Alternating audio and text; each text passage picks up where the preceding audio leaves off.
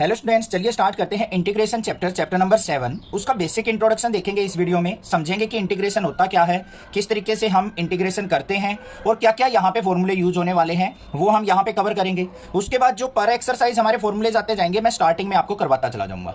ठीक है, तो बड़े ध्यान से समझना आपको ये। तो सबसे पहले समझेंगे कि इंटीग्रेशन का मतलब या फिर इंटीग्रल का मतलब क्या होता है। आपने अभी अभी चैप्टर नंबर 5 चैप्टर नंबर 6 किया होगा, अगर वो नहीं किया है ना तो पहले वो समझ के आइए, देन आप इंटीग्रेशन करेंगे, आपको जल्दी समझ में आएगा।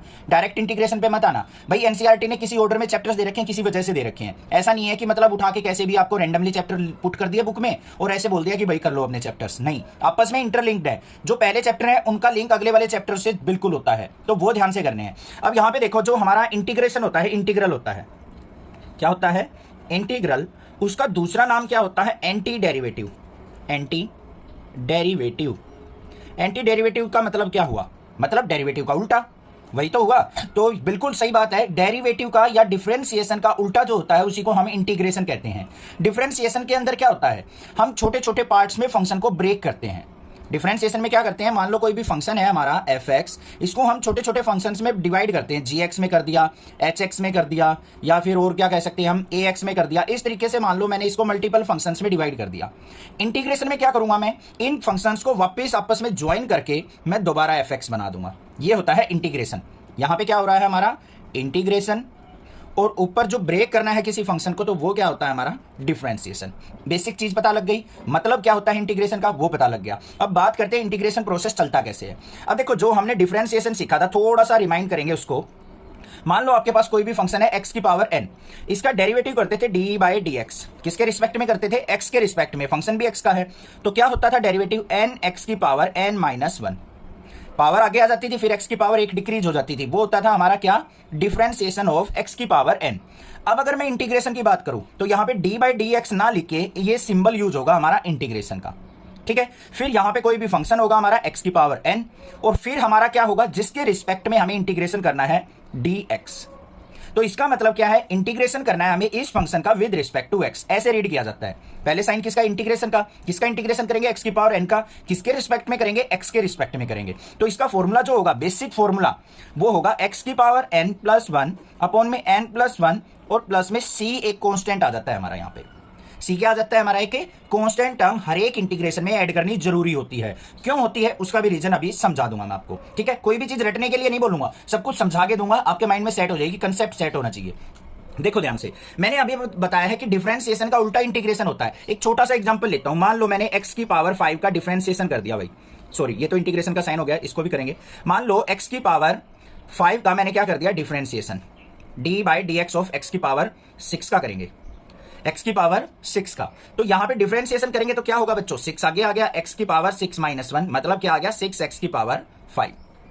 यही तो होता है डिफरेंशिएशन, आ गया ना। अब मुझे अगर 6x की पावर 5 का इंटीग्रेशन करना हो तो वापस x की पावर 6 आ जाना चाहिए, तभी तो एक दूसरे उल्टे माने जाएंगे। तो यहां पे 6 को बाहर रहने दो, यहां पे x की पावर 5 का क्या कर देंगे हम इंटीग्रेशन, किसके रिस्पेक्ट में, x के रिस्पेक्ट में।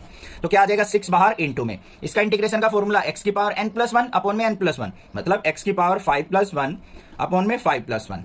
तो यहां पे क्या आ गया मेरे पास, 6 इंटू एक्स की पावर 6 अपॉन में 6। 6 से 6 कैंसिल, कितना आ गया, x की पावर 6।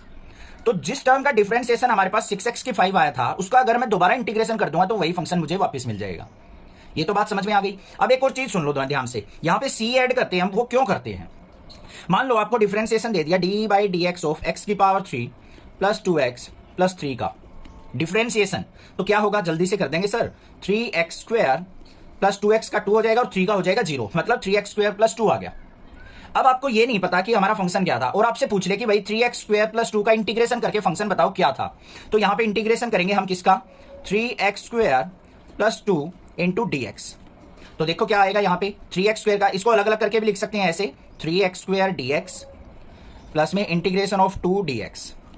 देखो अब क्या होगा, यहाँ पे 3 एज इट इज, x की पावर में एक इंक्रीमेंट हो जाएगा, 2 की जगह 3 हो जाएगा अपॉन में 3, प्लस में 2 इंटू, यहाँ पे dx का इंटीग्रेशन होता है x, जैसे dx का 1 डिफरेंशिएशन होता था, इंटीग्रेशन dx का हो जाएगा x। 3 से 3 कैंसिल, तो हमारे पास क्या आया, x³ प्लस 2x आ गया।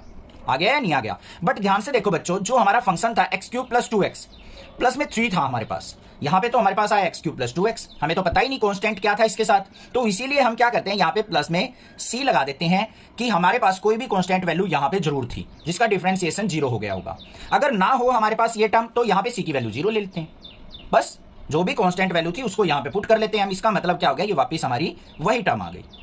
समझ में आ गई बात? क्लियर है? इंटीग्रेशन के का थोड़ा सा माइंड में सेट हुआ होगा क्या चीज होती है। अब कुछ फॉर्मूले जो हैं हमारे एनसीईआरटी बुक में भी दे रखे हैं, उनको मैं एक बार थोड़ा सा बता देता हूं आपको।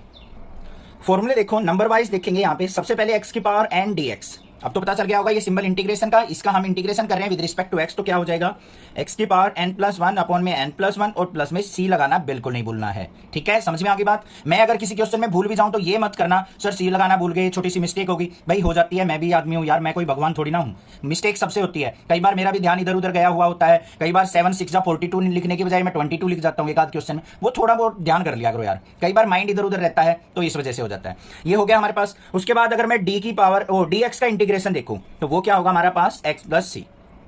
उसके बाद अगर मैं देखूं यहाँ पे साइन एक्स कोस एक्स के, उनके डिफरेंशिएशन देखे थे हमने, साइन एक्स का इंटीग्रेशन देखेंगे, यहाँ पे क्या होगा माइनस का कोस एक्स प्लस सी, उल्टे होते हैं cos x D x, cos x का इंटीग्रेशन देखो तो मैं क्या होगा साइन एक्स प्लस सी, पेयर में याद करना इसको। फिर उसके बाद क्या होते हैं हमारे सीकेंड स्क्वायर एक्स का, सीकेंड स्क्वायर एक्स का देखते हैं क्या होता है, secant square x D x, इसका इंटीग्रेशन होता है 10x प्लस सी, क्योंकि 10x का डिफरेंशिएशन सेकंड स्क्वायर एक्स होता था तो सेकंड स्क्वायर एक्स का वापस 10x हो जाएगा, आसान है, याद हो जाएंगे। फिर कोसेकेंड स्क्वायर एक्स का देख लो, कोसेकेंड स्क्वायर एक्स किसका डिफरेंशिएशन होता था, माइनस के कोट एक्स का, बस। वैसे कोट एक्स का डिफरेंशिएशन क्या होता था, minus cosecant square x, but cosecant square x का देखेंगे तो माइनस इसके साथ आ जाएगा, ये बात होगी। उसके बाद हमारा क्या होता था सीकेंड एक्स 10x, ये किसका डिफरेंशिएशन होता था, सीकेंड एक्स का, तो इंटीग्रेशन इसका हो जाएगा सीकेंड एक्स प्लस सी। उसके बाद एक और होता था हमारा cosecant x into cot x, ये किसका डिफरेंशिएशन था हमारा कोसिकेंट एक्स का, बट यहाँ माइनस होता था तो माइनस को इस तरफ ले लेंगे कोसिकेंट एक्स प्लस सी, ये आ गए। अब हमारे कुछ इनवर्स फंक्शन की फॉर्म में होते थे dx by 1/√1 minus x square, इसके दो फॉर्मूले होंगे हमारे पास, एक तो होगा हमारे पास साइन इनवर्स एक्स प्लस सी, या फिर इसको हम कह सकते हैं माइनस का कोस इनवर्स एक्स प्लस सी।